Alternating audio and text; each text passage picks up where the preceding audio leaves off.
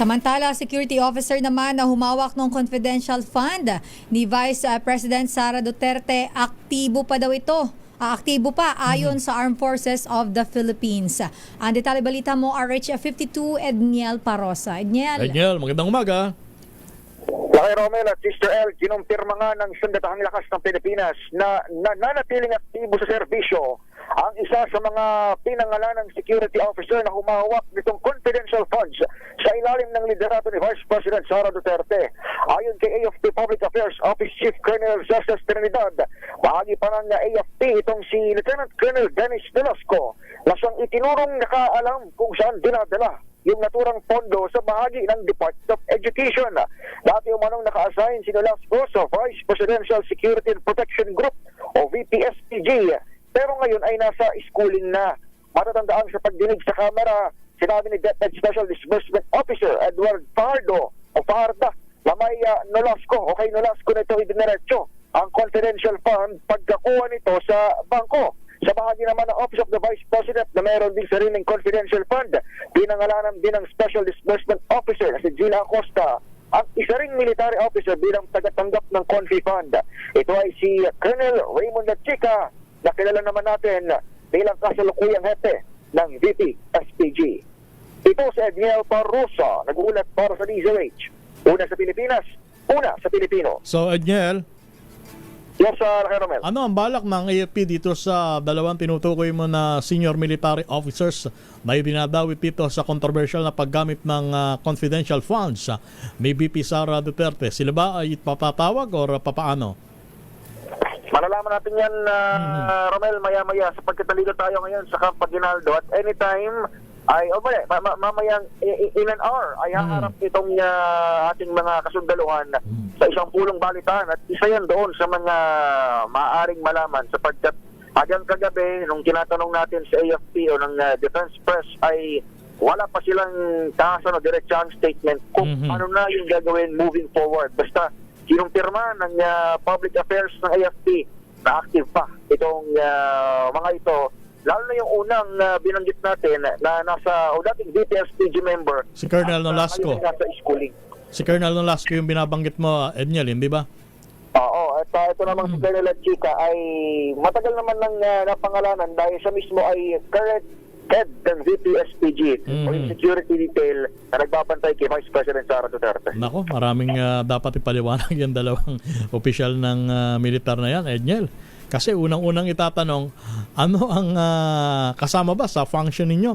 Ang umakto bilang disbursement officer ng OBP, hindi ba? Tama, at makikita mo yung pattern. Di ba? OBP tapos sa DepEd kasi parehas na may Confi Fund. Ang parehong disbursement officer ang itinuturo ay silang dalawa.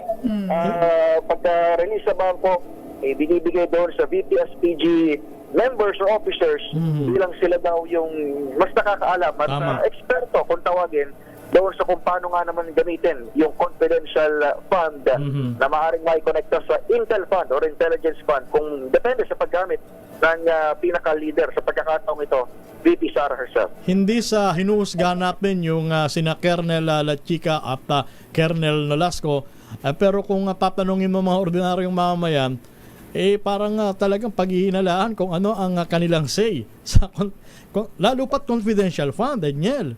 Hindi ba? At saka tawag nito malaking dagok na naman ito sa AFP na alam naman natin todo distansya na nga doon sa mga bangayan sa politika dahil pinipreserba ba yung pagiging professional ng organisasyon at yung pagsunod nga doon sa chain of command at pag-alang sa Constitution. Kaya lang kapag may mga ganitong political na mga nangyayari, nakakalagkad na naman yung ating AFP dito sa usapin na ito. At saka, pinapayagan ba? Isa pang Edniel sa palaisipan pinapayagan ba yung ganyang dual functions?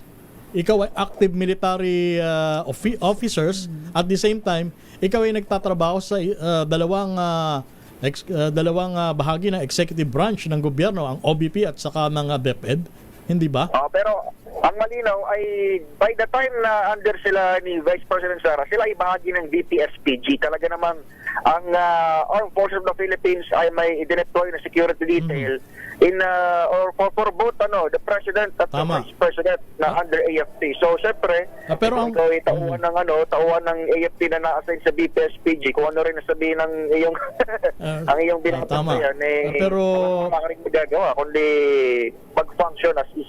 pero being a military officer, syempre ang function mo limited lamang sa pagbibigay ng seguridad. Other than that, mako-question kung meron ka pang ibang papel sa departamento ng executive.